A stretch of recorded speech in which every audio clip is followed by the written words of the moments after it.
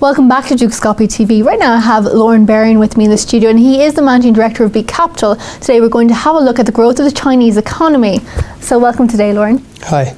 So last year we saw 7.8% growth in China. Now the Deputy Governor of the Central Bank expects 8%. Now what did you think about last year's growth, and what are you expecting to see this year? Are you feeling quite positive?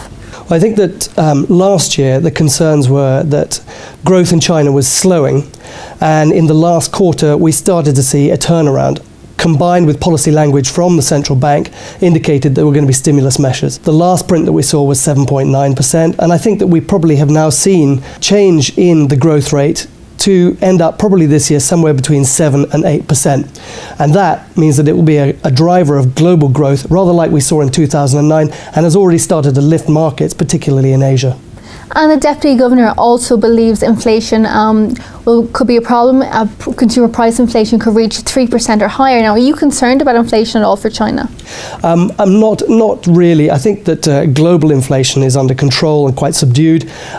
We've got a big economy growing at 7 to 8%. You'd expect to see some inflation that is higher than in, let's say, the G7 countries. Around 3% CPI would be quite acceptable, provided you've got growth at 7 to 8%. We'd also expect to see some wage inflation as well, but that's not unreasonable. And Chinese manufacturing PMI is out on Friday. Now, what are you expecting to see? How do you feel about this sector this year? Well, if you look at the last quarter, we are starting to see a turnaround in PMI numbers. I expect we'll probably see something above 50. We hope to see 51, indicating that growth is coming back, and I expect that'll be the story through the rest of the year.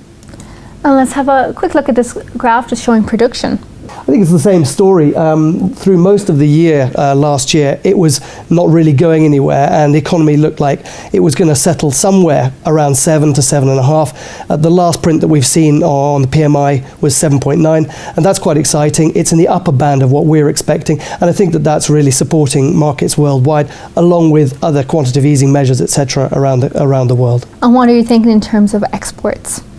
Exports as well are strong, but it's important to now look at what the government is trying to do, and that was the policy language that was also interesting in the last quarter of last year, where the language made it clear that there were going to be some stimulus measures, as well as a change to balance the economy between export growth and also consumption.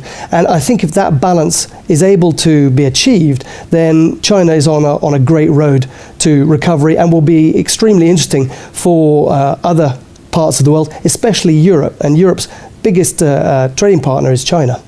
And we have seen the yuan continue to decrease, and it seems to be going that way this year. What do you think? Well, there's always policy shifts that can change that.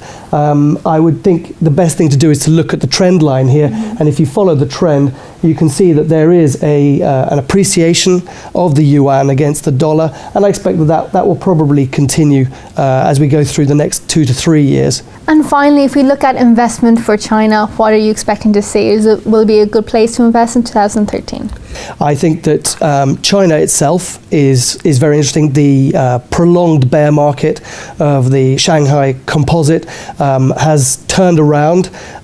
It's also now interesting to look at the rest of Asia as a benefactor, and also we think that a derivative strategy of China returning to strong growth would be to invest in Europe, which has a good export position connected to China. Thank you very much, Lorne, for coming in the studio. My pleasure. And thank you for watching Doireann TV. Next up, we will have Mirbo to discuss European equities. So see you then.